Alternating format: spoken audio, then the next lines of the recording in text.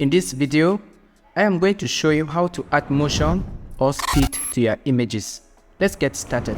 The reason I'm doing this is because I need to show the energy in this particular image.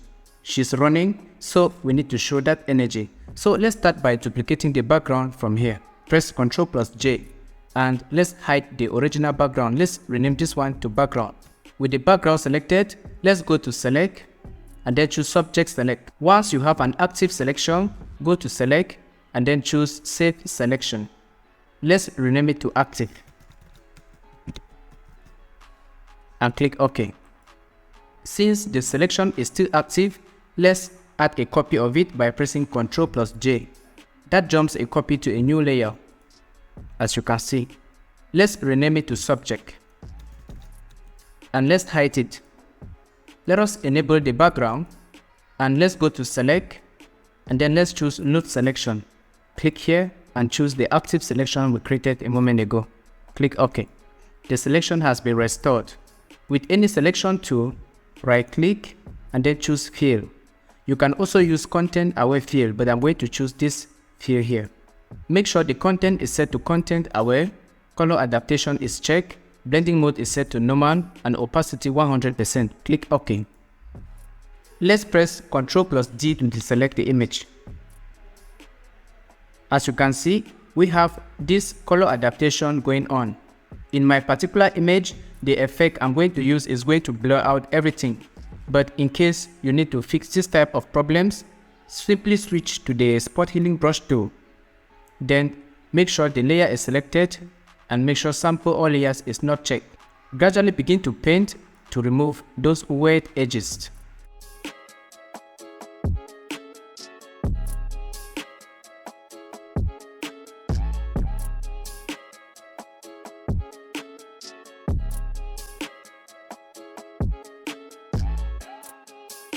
Now for rough edges like this, you can use the patch tool. Then choose destination from here. Now sample a good portion with enough texture and simply move it here to replace it, as you can see.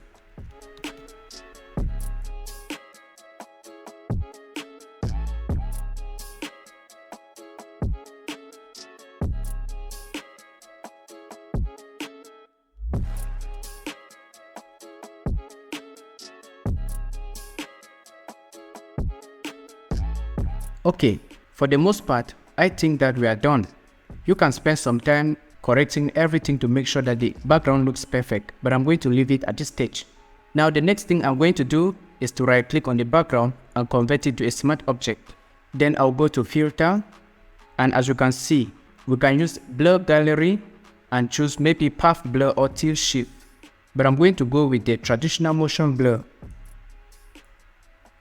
I'm going to incline the angle to -12 and then I'll crank the distance all the way up to 2000 pixels. As you can see, this is the effect that we get. You can reduce the distance to have the desired effect that you need. I'm just going to keep mine to 2000 pixels because this is the effect that I want. If you cannot see a live preview on the screen, that is because this button is probably checked off.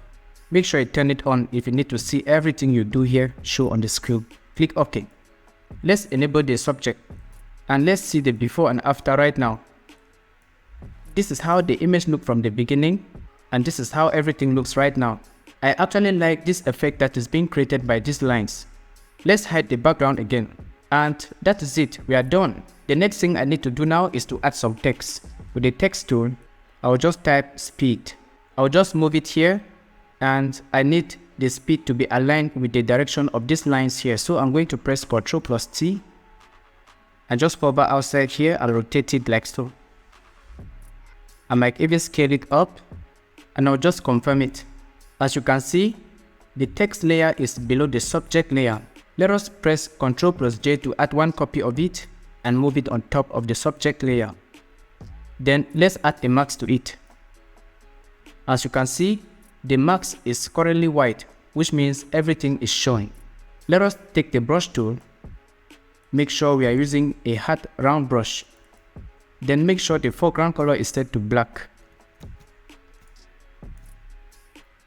Zoom into the image and gradually begin to paint on the portions you don't want them to be visible. I'm going to start with the hand right here. I'll just paint here to hide it, but because we have another text layer below it, it seems as if her hand passes through this letter. I don't need this to cover her face, so I'm just going to wipe everything here. And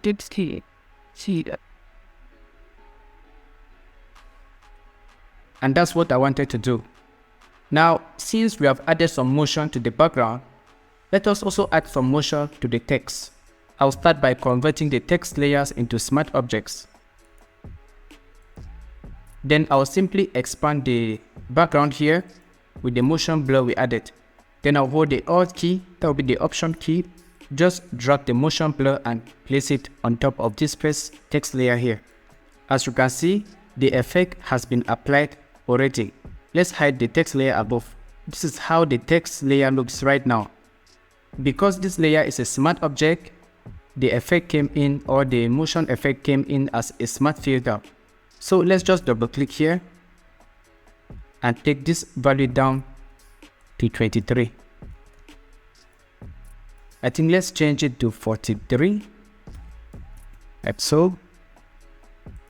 It just makes the whole thing look dramatic. Let's enable the other text layer above it. And let's do the same thing. Hold the Alt key and just drag the motion blur onto this text layer.